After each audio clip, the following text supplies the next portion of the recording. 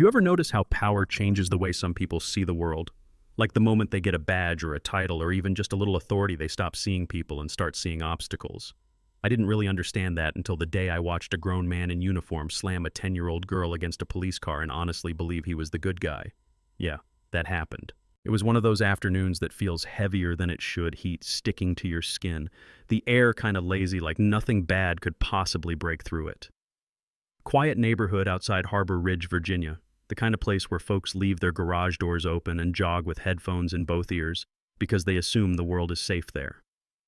There was a small park in the middle of it. Nothing fancy, just grass, a few benches, old oak trees throwing shade wherever they could. And right there in the middle of that park was Maya, 10 years old. Skinny legs, yellow dress, braids tied back with a blue ribbon. She was laughing, really laughing, chasing a drone through the trees like it was the most important thing in her world, because at that age it kind of is, you know what I mean? What she didn't see was Officer Brent Holloway sitting across the street in his patrol car, engine running AC, blasting sunglasses on like a shield.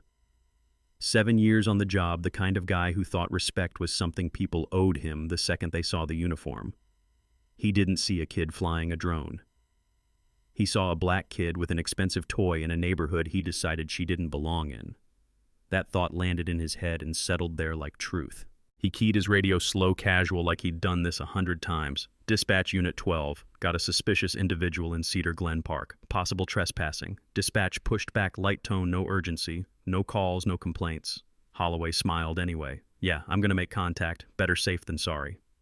And right there, that was the lie. He wasn't worried about safety. He wanted control. He pulled the cruiser right up on the curb, blocking the park entrance just enough to make a statement, stepped out, hard door slamming. Maya didn't even notice at first. She was focused on the drone hovering near a nest up in the tree. Then his voice cut through the air, sharp and loud. Hey, you, put that down. Her hands jerked. The drone wobbled. She turned eyes wide. He walked straight at her boots, pressing into the grass, hand hovering near his belt. I said, put it down. Now. Her voice came out small. I'm just flying it. My mom's right there. She pointed vaguely toward the trees. He didn't even look. Uh-huh. Sure she is. He nodded at the drone. Where'd you get that? That thing costs more than you could afford. She blinked, confused. It's mine. My dad bought it. He stepped closer, way too close. Don't lie to me. His fingers closed around her arm tight. She cried out, You're hurting me. And something shifted in him. You could almost feel it. Fear turning into ego turning into anger. Stop resisting, he snapped like the words were automatic. He spun her toward his cruiser. A neighbor walking his dog slowed down, called out, Hey, that's a kid. Holloway barked back without looking back up. Police business. He shoved Maya against the hood, metal hot from the sun, her chest hitting first. The sound wasn't loud, but it was wrong. The scream was.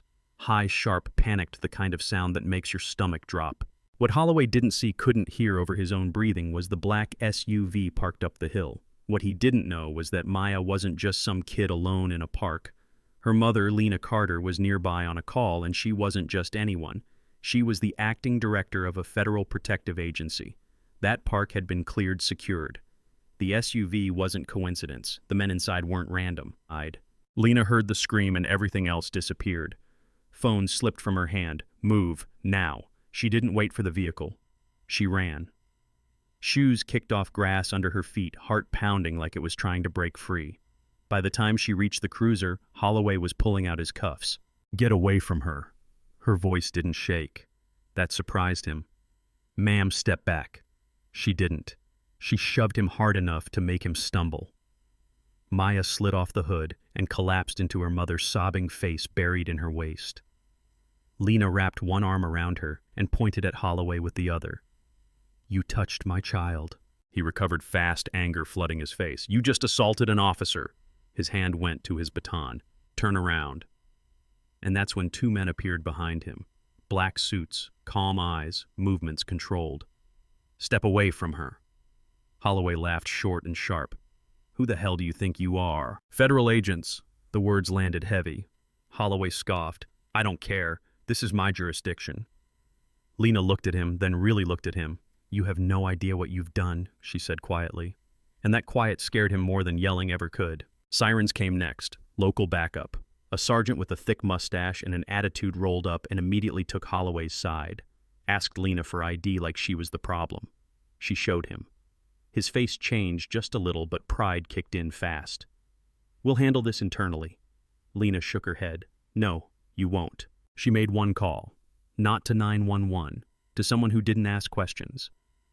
Minutes later, the park wasn't quiet anymore. State vehicles, federal SUVs, a helicopter thumping overhead, leaves and dust swirling. Holloway was suddenly sitting in the back of his own cruiser, hands shaking, staring at the little red light on his body camera. Still recording. That's when panic really set in. He tried to shut it off, tried to break it. The sergeant stopped him, took the camera. "I'll handle it." And that was the last bad decision in a long line of them. Because when federal investigators arrived, that camera didn't disappear. It played, every second of it. The footage showed everything. The suspicion, the grip, the slam, the way his report didn't match reality at all. Within days, it leaked. Monday morning, it was everywhere. Millions of views, slow motion, headlines asking the same question over and over. How many times has this happened without a camera? Holloway was arrested, federally charged. His union couldn't save him. His department folded under investigation. In court, he tried to apologize, tried to explain. The judge cut him off. "You're not sorry for what you did. You're sorry for who she was." The sentence was long enough to make a point. But this story isn't really about Holloway. It's about Maya, the kid who learned way too early that the world doesn't see everyone the same. She didn't break. She healed. Slowly. With therapy, with support. She kept flying drones, kept building, kept turning fear into focus. And here's the part that sticks with me, the part that doesn't sit right.